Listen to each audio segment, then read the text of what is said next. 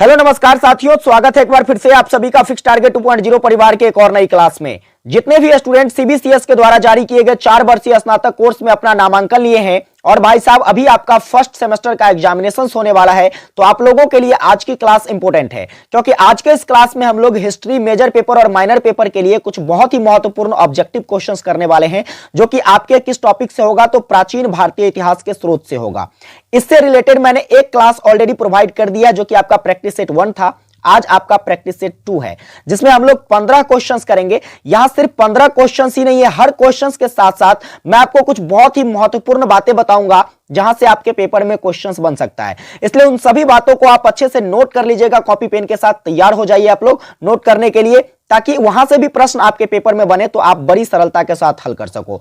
ऐसी क्लास मैं पूरा गारंटी देता हूं आपको पूरे यूट्यूब पर नहीं मिलेगी। इसलिए यदि आप क्लास में आए हैं तो पूरी क्लास को देख के जाइए, कुछ सीख के जाइए, बस मैं यही उम्मीद करता हूं। तो चलिए फटाफट से हम लोग सेशन को स्टार्ट करते हैं। सेशन अगर हेल्पफुल लगे तो एक प्यारा सा लाइक करके, एक प्यारा सा कमेंट करके जरूर बताइएगा सेशन आपको कैसी लगी, और अपने सभी दोस्तों को जरूर शेयर कीजिएगा, और चैनल पर नए हैं तो सब्सक्राइब जरूर कर लीजिएगा। आइए हम लोग बारी बारी से प्रश्नों को देखते हैं। सबसे पहले प्रश्न की अगर मैं बात करूं तो सबसे पहला क्वेश्चन कहता है उपनिषद की संख्या कितनी होती है। स्टार लगाना भाई साहब प्रश्न पर, ठीक है। पूछा जा रहा है उपनिषद की संख्या कितनी होती है। ऑप्शन है 108, 18, 4 और 6। जिस प्रश्न का आंसर आपको आता है कमेंट में जरूर लिखिएगा, क्योंकि कमेंट में लिखने से आपको ज्यादा याद रहती है। चलिए बात करते हैं उपनिषद की। तो उपनिषदों की जो संख्या है, आप कहोगे सर टोटल उपनिषदों की संख्या 108 है।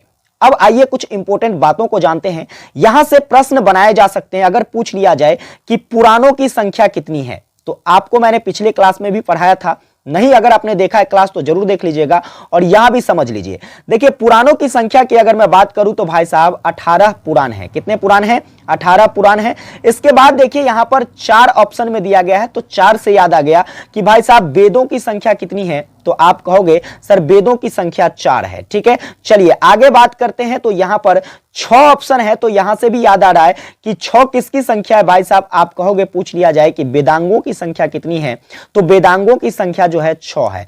ये सारी बातें आपको नोट कर लेना है और अच्छे से याद कर लेना है। चलिए बात करते हैं दूसरे प्रश्न पर। एक बार आप लोग अगर सेशन अच्छी लगती है तो शेयर कर दीजिए अपने सभी दोस्तों के बीच, क्योंकि आप लोगों का भला तो यहां हो ही रहा है, मेरा भी भला हो जाएगा, आपके इस परिवार का भला हो जाएगा। देखिए दूसरे प्रश्न की अगर मैं बात करूं तो कहता है निम्न में से कौन प्राचीन भारतीय इतिहास का स्रोत नहीं है। प्राचीन भारतीय इतिहास के कितने स्रोत हैं, जरा इसको समझिएगा। देखिए मौलिक रूप से बात करी जाए तो प्राचीन भारतीय इतिहास के 2 स्रोत हैं, ठीक है। लेकिन वैसे अगर बात करें तो प्राचीन भारतीय इतिहास को जानने का, समझने का 3 स्रोत आपको मिलता है। कौन कौन सा स्रोत मिलता है? सबसे पहला आपको मिल जाता है साहित्यिक स्रोत। क्या मिल जाता है? सबसे पहला साहित्यिक स्रोत है। दूसरा की बात करूं तो वह है भाई साहब पुरातात्विक स्रोत, ठीक है। इसके बाद एक और स्रोत याद रखिएगा, तीसरा अगर बात करूं तो वह है विदेशी स्रोत। ये 3 स्रोत जो है मुख्य रूप से हमें पढ़ने को मिलता है प्राचीन भारतीय इतिहास को जानने का, ठीक है। तो यहां पर देखिए कह रहा है कि ऐसा कौन सा स्रोत है जो प्राचीन भारतीय इतिहास का स्रोत नहीं है, तो यहां पर आप देख रहे हैं ऑप्शन है साहित्यिक स्रोत, जो कि बिल्कुल है ही। इसके बाद पुरातात्विक स्रोत, ये भी आपका साहित्यिक स्रोत है, क्या कहते हैं, प्राचीन भारतीय इतिहास का स्रोत है। और ऑप्शन क और ख दोनों, तो यानी कि ये दोनों तो है ही, अर्थात जो है इसका सही आंसर आपका ऑप्शन नंबर घ हो जाएगा, इनमें से कोई नहीं। ये सारी बात आप नोट कर लीजिए और याद रखिएगा। चलिए आगे बात करते हैं। आपका प्रश्न तीसरा क्या कहता है? तीसरा प्रश्न कहता है समुद्रगुप्त का दरबारी कवि कौन था। ये क्वेश्चंस रिपीटेबल है, मैंने आपको पिछले क्लास में इसका डिटेल एक्सप्लेनेशन करके बताया था। चलिए फटाफट से आप कमेंट करके बता दीजिए अगर आपने क्लास देखा है तो। समुद्रगुप्त का दरबारी कवि कौन था? बाणभट्ट, हरिसेन, या फिर चंद्रबरदाई, या फिर भवभूति? फटाफट से कमेंट करके बताइए। आगे हम लोग बढ़ेंगे। देखिए आगे जो है क्वेश्चंस अगला क्या कहता है। आपका अगला क्वेश्चंस कहता है पुरातात्विक स्रोत के अंतर्गत नहीं आता है। ध्यान दीजिएगा, पुरातात्विक स्रोत अभी मैंने आपको बताया है कि इतिहास के जानने के एक तो भाई साहब आपका साहित्यिक स्रोत है, ठीक है। एक क्या है? साहित्यिक स्रोत है। दूसरा आपका जो है वह है पुरातात्विक स्रोत। क्या है? पुरातात्विक स्रोत। इसके बाद मैंने आपको बताया वैदेशिक स्रोत, या कहिए तो विदेशिक स्रोत, ठीक है। वैदेशिक स्रोत, ठीक है। चलिए आगे देखते हैं। कहता है कि यहां पर पुरातात्विक स्रोत के अंतर्गत कौन कौन सा आता है। पुरातात्विक स्रोत कहे तो वैसा स्रोत जो खनन से प्राप्त हुआ है। किससे प्राप्त हुआ है? खनन से प्राप्त, यानी कि खुदाई के पश्चात प्राप्त हुआ है, वह पुरातात्विक स्रोत है। जैसे कि सिक्का है, ठीक है, ये जो है कई कालों का, ठीक है, विभिन्न विभिन्न कालों के सिक्के जो प्राप्त हुए हैं शासन कालों का, तो उन सभी से ये क्या है भाई साहब, एक तो पुरातात्विक स्रोत के अंतर्गत आ जाता है। अगला है अभिलेख, ये भी पुरातात्विक स्रोत के अंतर्गत आता है। बहुत सारे स्मारक भी जो है खुदाई के दौरान मिला था, इसलिए इसे भी हम लोग पुरातात्विक स्रोत में रख लेते हैं। आपका जो है ऋग्वेद, यह क्या है, यह साहित्यिक स्रोत है। ऋग्वेद क्या है भाई साहब, यह साहित्यिक स्रोत है, ठीक है, इसलिए इसका करेक्ट आंसर क्या हो जाएगा, ऑप्शन नंबर घ हो जाएगा। अब एक मोस्ट इंपोर्टेंट क्वेश्चंस यहां पर आप लोग नोट कर लीजिएगा, जो कि आपसे पूछा जा सकता है। अगर आपसे पूछ लिया जाए कि भारतीय पुरातत्व का जनक किसे कहा जाता है, तो क्या कहोगे, भारतीय पुरातत्व का जनक किसे कहा जाता है, तो आप कहोगे सर भारतीय पुरातत्व का जनक जो है यह कनिंघम को कहा जाता है। किसको कहा जाता है, सर अलेक्जेंडर कनिंघम को क्या कहा जाता है, भारतीय पुरातत्व का जनक कहा जाता है। और यह जो है भारतीय पुरातत्व सर्वेक्षण विभाग जो है इसके प्रथम महानिदेशक भी रहे थे, ठीक है, कौन, सर अलेक्जेंडर कनिंघम। चलिए आगे बात करेंगे, आपका अगला प्रश्न क्या कहता है। तो भाई साहब आपका अगला प्रश्न कहता है वेदांगों की संख्या कितनी है। अभी मैंने आपको बताया है, लेकिन चलिए अभी मैंने तो आपको वेदांगों की संख्या बताई है, लेकिन इससे जुड़ी कुछ बातें जो हैं इसे जरूर नोट कर लीजिए। आप लोग कमेंट करके बता दीजिए हमें वेदांगों की संख्या कितनी है। फिलहाल हम लोग चर्चा कर लेते हैं वेदांग से जुड़ी कुछ चीजों का। देखिए वेदांग कौन कौन से हैं, तो सबसे पहले बात करूं तो वेदांग की संख्या 6 होती है, और जिसमें कौन कौन सा आता है, सबसे पहले शिक्षा आ जाता है आपका, इसके बाद व्याकरण आ जाता है, इसके बाद बात करें तो ज्योतिष आ जाता है, इसके बाद देखिए तो चौथा नंबर पर क्या आ जाता है, तो आपका छंद आ जाता है, इसके बाद बात करूं तो भाई साहब कल्प आ जाता है, इसके बाद आपका निरुक्त आ जाता है। तो ये सभी के सभी जो है ये क्या है, तो आप नोट कर लीजिए, ये सभी के सभी वेदांग के अंतर्गत आते हैं। किसके अंतर्गत आते हैं, वेदांग, जो कि जिसकी संख्या कितनी है, 6 है। अब एक और महत्वपूर्ण बातें आप लोगों को नोट कर लेना है। आपसे पूछा जाए ये तो वेदांग की संख्या है, लेकिन अगर मैं पूछूं बताइए वेदांग की शाखाएं कितनी है, तो क्या कहोगे, तो भाई साहब वेदांग को जो है, वेदांग की 3 शाखाएं हैं। सबसे पहला क्या है, तो सबसे पहला नोट करिएगा द्वैत शाखाएं हैं, द्वैत वेदांग जिसको कहते हैं। दूसरा जो है अद्वैत वेदांग है, ठीक है, और तीसरा की अगर मैं बात करूं तो तीसरा नोट करिएगा विशिष्ट वेदांग है। एक और इंपॉर्टेंट भाई साहब नोट कर लीजिएगा, इंपॉर्टेंट बातें वो क्या है, तो वेदांग को क्या कहा जाता है, वेदांत भी कहा जाता है। क्या कहा जाता है, वेदों का यहां से अंत हो जाता है, इसलिए इसे वेदांत कहा जाता है। तो ये बातें आपको याद रखना है। चलिए आगे बात करते हैं हम लोग छठे प्रश्न को। देखिए छठा प्रश्न क्या कहता है, आपका छठा प्रश्न है प्राचीन बौद्ध ग्रंथ किस लिपि में लिखी गई थी, पाली लिपि में, या फिर देवनागरी लिपि में, या फिर प्राकृत लिपि में, या फिर मगही लिपि में। तो किसकी बात करी जा रही है, बौद्ध ग्रंथ की। बौद्ध ग्रंथ जैसे कि क्या है, त्रिपिटक है, ठीक है, त्रिपिटक है। इसके बाद भाई साहब आपका क्या हो जाता है, जातक हो जाता है। ये सभी के सभी क्या है, तो भाई साहब आपके बौद्ध ग्रंथ है। बौद्ध ग्रंथ पर मैंने एक डिटेल वीडियो वाली क्लास जो है प्रोवाइड कर दिया है, आप लोग जरूर देख लीजिएगा, आपको इसी चैनल पर मिल जाएगा प्लेलिस्ट में, हिस्ट्री के प्लेलिस्ट में। तो यहां पर देखिए ये जो त्रिपिटक थे या फिर जातक थे, ये सारे जो बौद्ध ग्रंथ हुए, इस ग्रंथ को किस लिपि में लिखा गया, तो आपको याद रखना है बौद्ध ग्रंथ को पाली लिपि में लिखा गया था। किस लिपि में लिखा गया, पाली लिपि में। जिस प्रश्न का आंसर आपको आता है भाई साहब कमेंट करते जाइए, ठीक है, क्योंकि कमेंट करने से आपको ज्यादातर याद रहती है प्रश्न। अब अगर मैं बात करूं त्रिपिटक की, तो देखिए त्रिपिटक में 3 पिटक थे, या कह सकते हो आप 3 पिटारे थे। वह कौन कौन से पिटारे थे, तो सबसे पहला नोट करिएगा, पहला पिटक जो है वह है विनय पिटक। कौन सा पिटक है, विनय पिटक है। दूसरा याद रखिएगा वह है सुत पिटक, ठीक है, और तीसरा याद रखिएगा अभिधम पिटक, ठीक है।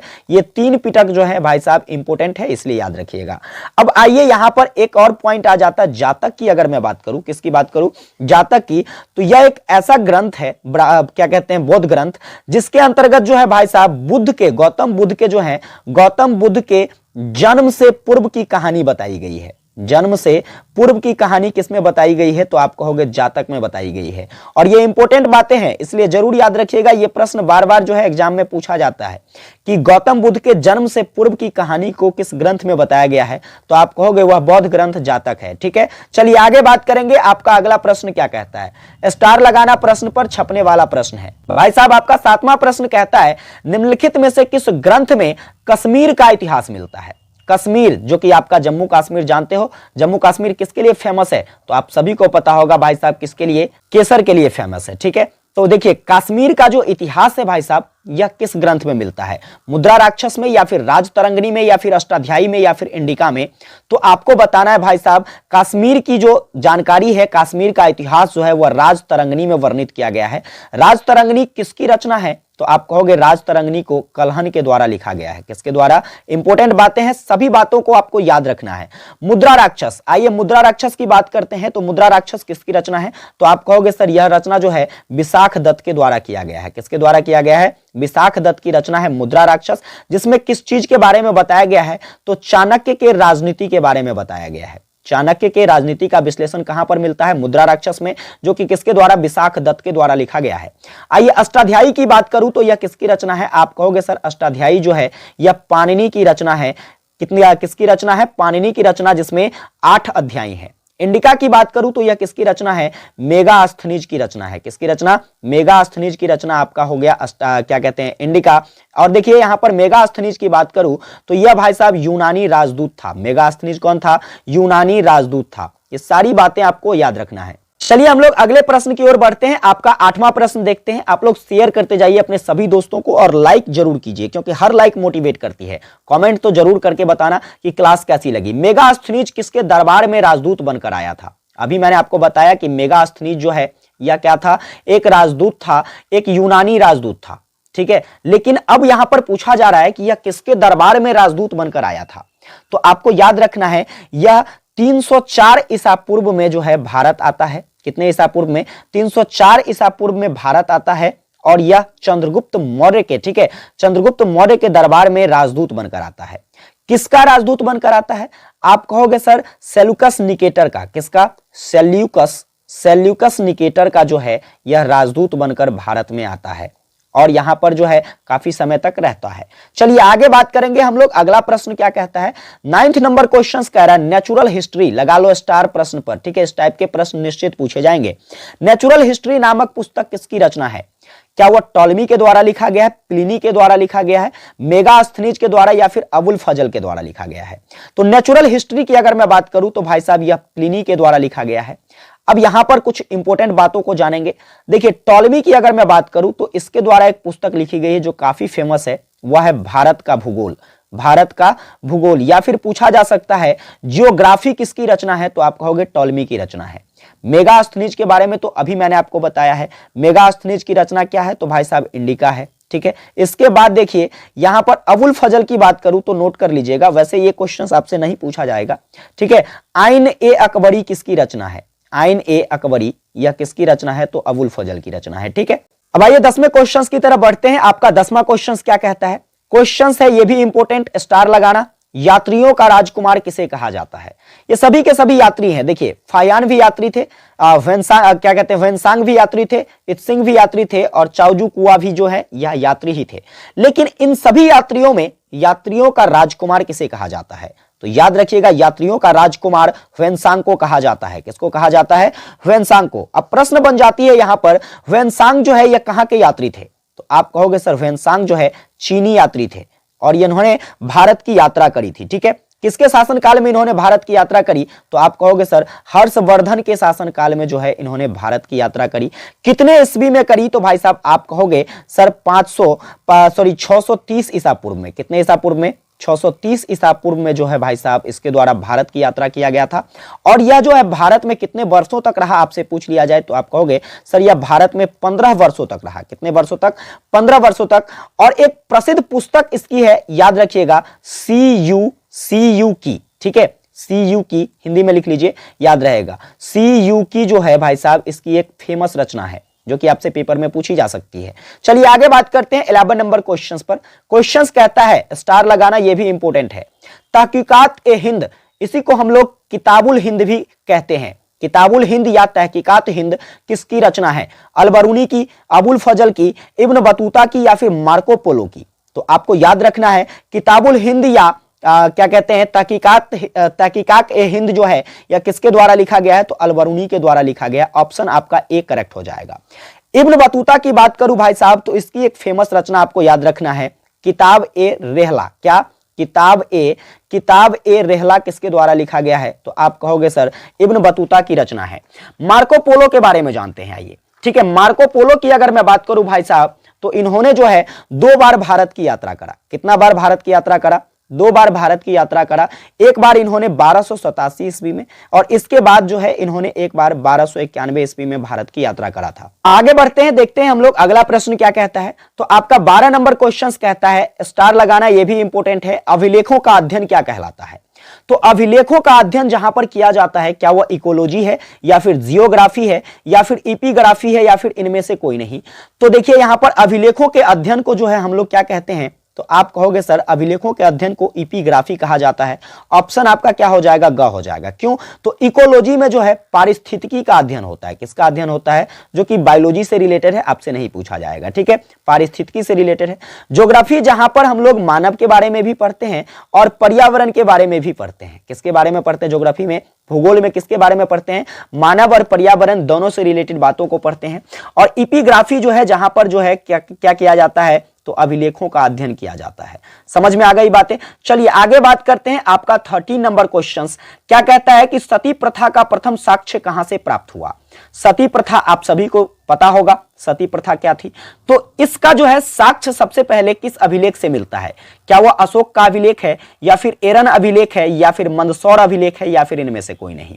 तो सती प्रथा का जो अभिलेख मिला है सबसे पहला, वह कहां से, तो एरन अभिलेख से मिला है। किस अभिलेख से, एरन अभिलेख से। और यह अभिलेख जो है, एरन अभिलेख की अगर मैं बात करूं तो इसे 1875 ईस्वी में खोजा गया था। और किसके द्वारा खोजा गया, तो आप कहोगे सर कनिंघम के द्वारा जो है इसे खोजा गया था 1875 ईस्वी में। फिर प्रश्न बन जाता है कि एरन अभिलेख किससे संबंधित है, तो आप कहोगे सर यह समुद्रगुप्त से संबंधित है।